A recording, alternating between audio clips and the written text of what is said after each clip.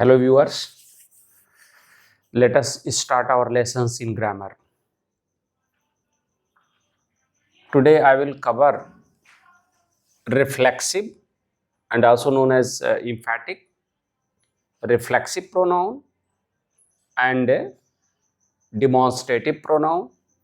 Along with demonstrative we will also cover distributive pronoun. So in previous video I have discussed about relative pronoun. How relative pronoun, when the relative pronoun we use in joining sentences, how it make a complex and a compound sentence. मैंने बताया कि किस प्रकार से यह compound sentence बना देता है और कॉम्प्लेक्स बना देता है, यानी जब वह डिफाइनिंग और रेस्ट्रिक्टिव क्लास में बनाएगा तो वह स्पेशली एडजेक्टिव क्लास होगा और वो जो सेंटेंस दोनों जोड़ करके बनेंगे वो ये कॉम्प्लेक्स होंगे। और जब नॉन डिफाइनिंग होगा, नॉन डिफाइनिंग और नॉन रिस्ट्रिक्टिव होगा, रिस्ट्रिक्टिव नहीं, नॉन रिस्ट्रिक्टिव, डिफाइनिंग में होगा तो रिस्ट्रिक्टिव होगा और नॉन डिफाइनिंग में होगा तो नॉन रिस्ट्रिक्टिव होगा, नॉट लिमिटेड होगा, तो वह जो है कंपाउंड सेंटेंस बनेगा। जैसे मैंने इसका उदाहरण भी दिया था कि I invited my friend who lives in Kanpur या that lives in Kanpur. I invited my friend who lives in Kanpur. अगर हम नॉन डिफाइनिंग और डिफाइनिंग दोनों में अंतर करना चाहें तो हमने बताया था कि कामा लग जाता, कामा के अंदर एक बताया था कि कामा, जैसे कामा द्वारा हम उसको ऐसे कामा लगा देते हैं। जैसे मान लीजिए हमने सेंटेंस बनाया था कि I invited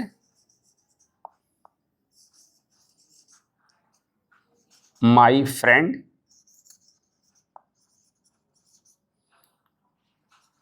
who that lives in Kanpur. तो अब आपने देखा कि यह है, अगर हम इसमें कामा हमने जो हमने यहाँ कामा नहीं लगाया, जैसे मान लीजिए एक तो हमने कामा नहीं लगाया है, ये कामा नहीं लगाया है, तो यह जो है डिफाइनिंग क्लास है, रिस्ट्रिक्टिव है और ये क्लियर है कि जैसे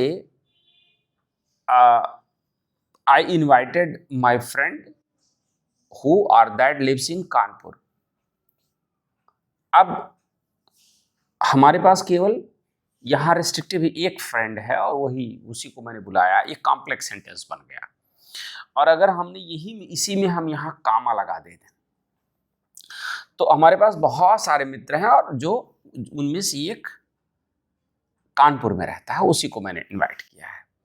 तो यहाँ पर जब कामा लगा दिए, जैसे कामा नहीं है तो ये कॉम्प्लेक्स सेंटेंस है, ठीक, रेस्ट्रिक्टिव है और डिफाइनिंग है, डिफाइनिंग क्लास है। जैसे इसमें ये डिफाइनिंग क्लास है, रेस्ट्रिक्टिव है। और अगर हमने यहाँ कामा लगा दिया तो नॉन डिफाइनिंग है, ठीक है, नॉन रेस्ट्रिक्टिव है। और एक बात ध्यान में रखेंगे, ये जो बनाता है, ये जो है इतना, ये कोऑर्डिनेट क्लास है। कोऑर्डिनेट क्लास में दोनों बराबर इक्वल होते हैं, दोनों, ये भी इक्वल है, ये भी इक्वल है, ये भी प्रिंसिपल क्लास है, ये भी प्रिंसिपल क्लास है। तो इस तरह से ये कंपाउंड सेंटेंस बना।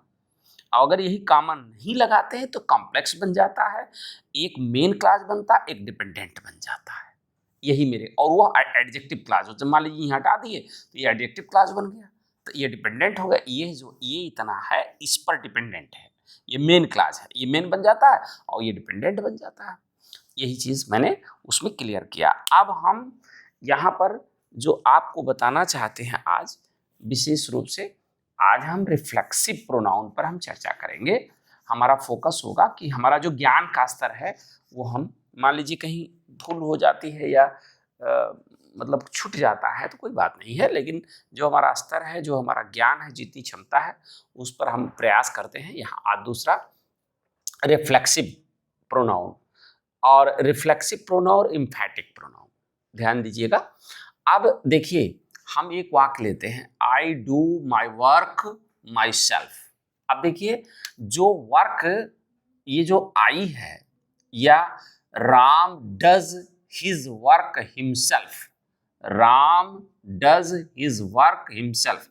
अब जो हिमसेल्फ है, ये जो काम करना, जो भी ये सब्जेक्ट जो काम कर रहा है, जो भी सब्जेक्ट वर्क परफॉर्म कर रहा है, वो refers back to the subject, refers back, returns back, turns back.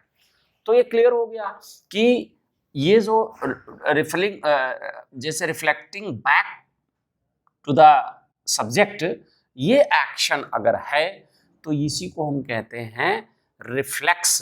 Reflex कर रहा है, रिफ्लेक्स बैक, ये रिफ्लेक्स कर रहा है। It refers back to, reflects back to the subject, the work done by the subject refers back to the subject. Reflexive, इसीलिए इसका नाम जो है वो रिफ्लेक्सिव कहा गया है। क्यों? क्योंकि ये जो है वर्क, जो भी सब्जेक्ट द्वारा जो वर्क किया जाता है उसको refers back to the subject किया जाता है, तो ये रिफ्लेक्सिव हो गया। इसी नाते अच्छा, और एक बात और है, इसी में तुरंत अंतर भी समझ लें और इसको भी जान लें। इम्फैटिक क्या है? इम्फैटिक, जैसे आप समझ रहे हैं, इम्फैटिक वर्ड जो है ये एडजेक्टिव है और यह इम्फेसिस से बना है। इम्फेसिस, PHASIS, इम्फेसिस से बना हुआ है। इम्फेसिस से इम्फैटिक बना हुआ है। तो इम्फैटिक क्यों है? इम्फैटिक इसका नाम क्यों है?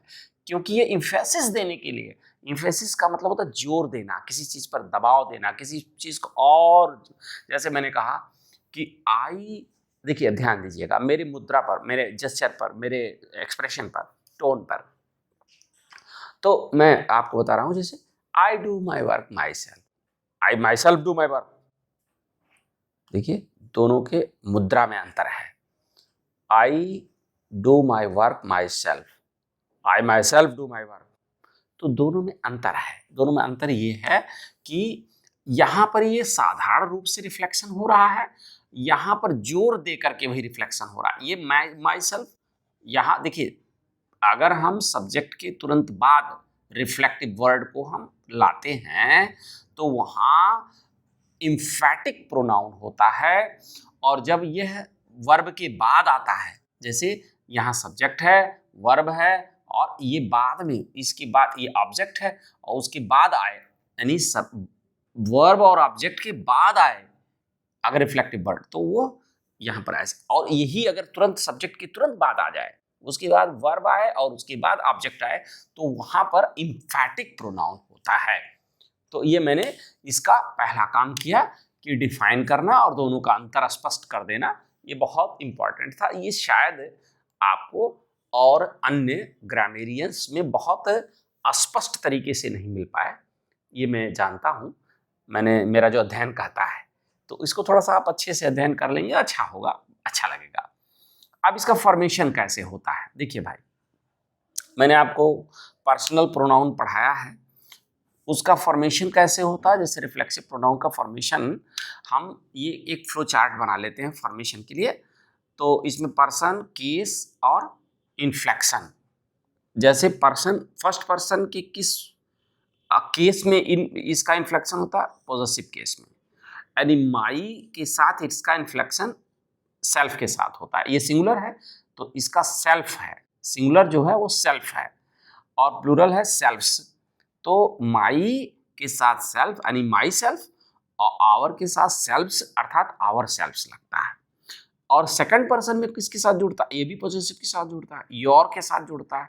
और इसमें योर, देखिए ये सिंगुलर और प्लूरल दोनों हैं, योर सेल्फ और योर सेल्फ्स। अगर वही जो लिसनर है वो ये सिंगल है तो आप योर सेल्फ कहेंगे, लेकिन अगर वही प्लूरल है तो या कहीं राइटिंग में कर रहे हैं तो योर सेल्फ कहें तो अच्छा होगा। क्योंकि अक्सर जो रिटन स्टेटमेंट होता है उसमें जस्टिफाइड नहीं होता है कि जो लिसनर हमारे सामने है वो कितना है, उसकी संख्या क्या है, सिंगुलर है प्लूरल है, तो ये चीज़ है। तो अब थर्ड पर्सन में ऑब्जेक्टिव केस, इसमें देखिए ऑब्जेक्टिव केस में जुड़ता है। ऑब्जेक्टिव केस में SELF या SELVES लगा करके हम बनाते हैं। तो देखिए हिम, हर, इट, इसमें हम सेल्फ और सेल्फ लगा कर, देखिए ये सिंगुलर है, इनमें हम सेल्फ लगा कर बनाते हैं और देम में सेल्फ्स लगा लेते हैं, देम सेल्फ्स हो जाता है। इस प्रकार से हम इसका फॉर्मेशन कर। अब हम यूसेज पर आते हैं। यूसेज पर देख लें, विशेष रूप से इसका ध्यान रखने की जरूरत है कि ये जो वर्ब्स हैं, अवेल वर्ब है, एब्सेंट वर्ब है, एक्विट वर्ब है, इंजॉय वर्ब है, रिजाइन वर्ब है, सेट वर्ब है और ये एग्जर्ट वर्ब है। तो इतने जो वर्ड हैं ये वर्ब वर्ड है, ये वर्बल्स हैं। इन वर्बल्स का जब भी प्रयोग वाक्य में करें तो इनके बाद जरूर रिफ्लेक्सिव प्रोनाउन या एम्फेटिक प्रोनाउन का प्रयोग, वैसे रिफ्लेक्सिव का करें, एम्फेटिक का तो प्रयोग जरूरी नहीं है क्योंकि इनके बाद ही वर्ब के बाद आएगा। तो यहाँ एम्फेटिक इसलिए नहीं होगा क्योंकि ये इनके वर्ब के जब बाद आएगा, जैसे मैंने बताया था यहाँ कि वर्ब के बाद और वर्ब और ऑब्जेक्ट के बाद आ रहा है तो रिफ्लेक्सिव हुआ। यहाँ पर वर्ब ये डू है तो डू के पहले आया है और सब्जेक्ट के बाद आया है, इसलिए ये एम्फेटिक है। तो एम्फेटिक इसमें नहीं होगा, ये वर्ब के बाद ही आएंगे। SELF या SELVES को हम यहाँ जोड़ेंगे इनके बाद। जैसे I enjoyed myself in the party, I enjoyed the party नहीं होगा, I enjoyed myself in the party. जैसे आप ये कहें कि I enjoyed in the party तो गलत होगा, I enjoyed myself in the party ये होगा। जैसे ऐसे अवेल, ठीक है, इसी तरह से अवेल है, इसी तरह से सेट है, इसी तरह से रिजाइन है, इनके बाद जो है रिफ्लेक्सिव वर्ड्स आते हैं, रिफ्लेक्सिव वर्ड्स आते हैं। तो इसका करेक्ट यूसेज हो गया, ये विशेष ध्यान देने की जरूरत है। अब इसके बाद हम देखेंगे दो और प्रोनाउन देखेंगे। अभी तक हमने रिफ्लेक्सिव और एम्फेटिक देखा, तो इस वीडियो में हम प्रयास करेंगे कि डिमॉन्स्ट्रेटिव और डिस्ट्रीब्यूटिव भी कंप्लीट कर दिया जाए क्योंकि छोटे छोटे हैं, इनके एस्पेक्ट्स बहुत क्लियर हैं। तो लेकिन एक बात है, यहाँ पर बहुत अगर आप सतर्क होंगे तो शायद आपको कंपटीशन लेवल पर बहुत सारी चीज़ें यहाँ हमसे मिल जाएंगी, कंपटीशन लेवल पर, और बहुत सारे ग्रामेरियंस शायद इस पर चर्चा ना कर पाएँ। और मैंने अपना जो छोटा सा प्रयास है उसको हमने किया है, मैंने जो अध्ययन किया उसके आधार पर यहाँ पर थोड़ा सा हम बताना चाहेंगे। और अच्छा होगा कि अगर आप इसको देखिए, डिमॉन्स्ट्रेटिव प्रोनाउन, डिमॉन्स्ट्रेटिव अगर मान लीजिए डिमॉन्स्ट्रेट वर्ड से बना है, डिमॉन्स्ट्रेट, ये देखिए यहाँ पर अगर हम इसका डेफिनेशन करें तो शो फोर्थ या डिस्प्ले या point out, demonstrate verb word है, इसका तात्पर्य है शो फोर्थ करना, डिस्प्ले करना या दिखाना, ऐसे दिखाना, ऐसे ऐसे अंगुली दिखा करके जब हम ऐसे किसी को दिखाते हैं, ऐसे दिस दैट, जैसे मान लीजिए हमने कहा दिस, हमने कहा दैट, तो ये जो मतलब ये है, हम जिस किसी चीज को पॉइंट आउट करते हैं उंगली से ऐसे, है ना, तो या अपनी निगाहों से दिस दैट, ये इस तरह से करते हैं। तो इसके लिए विशेष रूप से डिमॉन्स्ट्रेटिव प्रोनाउन है। वो जो प्रोनाउन का मतलब किसी नाउन के लिए ऐसा शब्द हम यूज कर रहे हो तो वो डिमॉन्स्ट्रेटिव प्रोनाउन है, जो हम पॉइंट आउट करने के लिए कर रहे हो। तो it points out, it shows fourth a person, ठीक है, किसी नाम को या किसी भी पर्सन, जैसे अब पर्सन है तो नेम तो होगा ही, तो किसी भी पर्सन को, किसी नेम को ये पॉइंट आउट करता है, शो फोर्थ करता है। तो आप देखिए एक बात और बड़ा क्लियर कट इसमें समझने की जरूरत है आपको, बहुत क्लियर कट। जैसे अगर दिस के बाद वर्ब आया हो, चाहे वो ऑक्सिलरी हो चाहे मेन वर्ब हो, ठीक है, जैसे हमने कहा कि यहां पर एक उदाहरण देख लें, this is my class, this is my class, this is my class. यहां पर हम दिस के बाद इज आया है जो ऑक्सिलरी है, जबकि ये मेन वर्ब के रूप में स्टैंड कर रही है। ऑक्सिलरी है लेकिन फिर भी मेन वर्ब के रूप में भी काम कर रही है। ठीक है, तो यहां पर दिस इज माई क्लास है। अब अगर इसी तरह से अगर यहां पर देखें, ठीक है, दिस मैन, अब यहां पर this man is my colleague. ठीक, यहां पर this man, this is followed bye a man जो नाउन है। आप देखिए दिस मैन इज माई, है ना, कॉलीग। यहां पर हम लिख देते हैं, थोड़ा सा स्पेस कम है तो यहां पर हम this man is my colleague. अब ध्यान दीजिए ये दिस जो वर्ड है इसके देखिए नाउन के पहले आया है, नाउन ये है, नाउन के पहले आया है और इसके साथ जो है डिमॉन्स्ट्रेशन संबंधी क्वालिफिकेशन कर रहा है, डिमॉन्स्ट्रेट करके इसको क्वालिफाई कर रहा है। और यहां पर दिस जो वर्ड है ये डमी सब्जेक्ट है, ये इंट्रोडक्टरी सब्जेक्ट है। ये एक प्रकार का इंट्रोडक्टरी सब्जेक्ट का तात्पर्य है कि मतलब हम केवल ये शुरुआत करने के लिए एक प्रकार से इसको हम दिस को लाए हैं यहाँ पर। ठीक है, दिस इज माई क्लास। ठीक, तो ये क्लियर हो गया कि अगर ये दिस दैट दीज दोस इनके बाद वर्ब आता है तो वो प्रोनाउन होगा।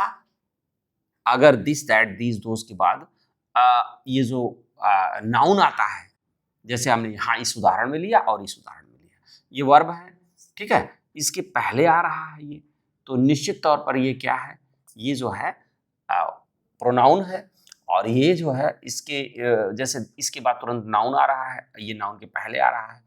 ठीक है, तो ये एडजेक्टिव है, ये डिमॉन्स्ट्रेटिव एडजेक्टिव है। डिमॉन्स्ट्रेटिव प्रोनाउन देखिए ये एडजेक्टिव है, ये पूरा कॉलम अगर इसके बाद नाउन आता है, और ये प्रोनाउन है। तो ये क्लियर हो गया कि डिमॉन्स्ट्रेटिव प्रोनाउन क्या है। Demonstrative pronoun are the words specially this that these those they use to point out persons और थिंग्स। ठीक है, नेम्स ऑफ पर्सन्स और थिंग्स, दैट्स। और ये जो डिमॉन्स्ट्रेटिव एडजेक्टिव हैं ये क्वालिफिकेशन का, ये किसी नाउन के पहले आ जाते हैं, ये नेम के लिए आते हैं, नाउन के लिए आते हैं, ये नाउन के पहले आते हैं, दोनों में अंतर है। अब डिस्ट्रीब्यूटिव देख लें, डिस्ट्रीब्यूटिव का देख लें, छोटा सा बस प्रयास यहाँ करूंगा। डिस्ट्रीब्यूट से बना हुआ, ये किससे बना हुआ है, डिस्ट्रीब्यूट, ये वर्ड है, वर्ब वर्ड है, वर्ब। जैसे इसमें ये वर्ब वर्ड था, है ना, तो इसमें भी वर्ब वर्ड है ये। तो इसका तात्पर्य होता है कि जैसे हम किसी में शेयर कर दें, बांट दें, डिस्ट्रीब्यूट कर दें, तो ये जो है स्पेशली इट शोज डिस्ट्रीब्यूशन। ठीक है, जैसे हम पर्सन या नेम्स में, नेम्स के बीच में डिस्ट्रीब्यूशन, जैसे हम यहाँ पर ध्यान दीजिएगा, अगर ईच एवरी आइदर नाइदर जो वर्ड्स हैं, ईच एवरी आइदर नाइदर, अब भाई देखिए ईदर नीदर लोग बोल देते हैं, उसको प्रोनाउंसिएशन पर ना जाइएगा, बस खाली यहाँ पर ये समझने की जरूरत है, क्योंकि हम ग्रामर पढ़ा रहे हैं बहुत अच्छे से, क्लियर कट आपको ये क्लियर कर देंगे यहाँ पर कि प्रोनाउंसिएशन तो थोड़ा बहुत सारे लोग सोशल मीडिया पर एक्टिव हैं और प्रोनाउंसिएशन सिखा रहे हैं, बहुत सारी चीज़ें बता रहे हैं, वो चीज़ें यहाँ नहीं हैं। हम भाई जो हिंदी एक्सेंट के हैं तो हम निश्चित तौर पर ये करेंगे। तो यहाँ पर देखिए ईच एवरी आइदर नाइदर, ये 4 वर्ड हैं, इनके बाद अगर वर्ब आती है तो ये क्लियर कट समझिए ये प्रोनाउन है। क्या प्रोनाउन है, डिस्ट्रीब्यूटिव प्रोनाउन। और अगर ईच एवरी आइदर नाइदर के बाद नाउन आ रहे हैं, जैसे देखिए each was given a prize, each was given a prize. अब देखिए each is followed by verb, और ईच यहां पर देखिए each boy was given a prize, ठीक है। Each boy was given a prize, यहां पर आपने देखा ईच के बाद ये बॉय नाउन है, तो ये ईच जो है इसके पहले आ रहा है, देखिए यहां आ रहा है ना, ये वर्ब है, ये वर्ब है, ये वर्ब के पहले आ रहा है, अर्थात ये जो सब्जेक्ट के रूप में आ रहा है, ये सब्जेक्ट के रूप में आ रहा है, सब्जेक्ट के स्थान पर आ रहा है, इसलिए ये स्पेशली प्रोनाउन है और ये एडजेक्टिव है। ईच, जब ईच एवरी आइदर नाइदर के बाद नाउन आए तब वो क्या होगा, क्या होगा, वो एडजेक्टिव होगा, डिस्ट्रीब्यूटिव एडजेक्टिव होगा। और ये बहुत इंपॉर्टेंट फैक्ट है, समझ लीजिए, किसी भी कंपटीशन में आप छोटे से लेकर के बड़े तक कक्षाओं में जब परीक्षाएं होंगी, छोटे छोटे कक्षाओं में ये टीचर पूछते हैं, और जब आप टेट देंगे, एमपी टेट देंगे, बिहार टेट देंगे या सी टेट देंगे, ये सब में लगभग ये प्रश्न लगभग पूछे जाते हैं। बहुत बारीकी से समझ लें, ये चीज़ें टेट की परीक्षाओं के बहुत अभिन्न अंग है। यूपी टेट तो बहुत हम देखा हूँ कि इसको बहुत सारे प्रश्न आए हुए हैं, तो ये सारी चीज़ें यहाँ क्लियर हो गई। हमने आज बताया आपको जैसे रिफ्लेक्सिव क्या है, इम्फैटिक क्या है, उसके दोनों के बीच में संबंध क्या है, कैसे एक दूसरे के पूरक एक दूसरे के हैं, और फिर उसके बाद डिमॉन्स्ट्रेटिव और डिस्ट्रीब्यूटिव, ये हमने आज क्लियर किया। Thanks for watching.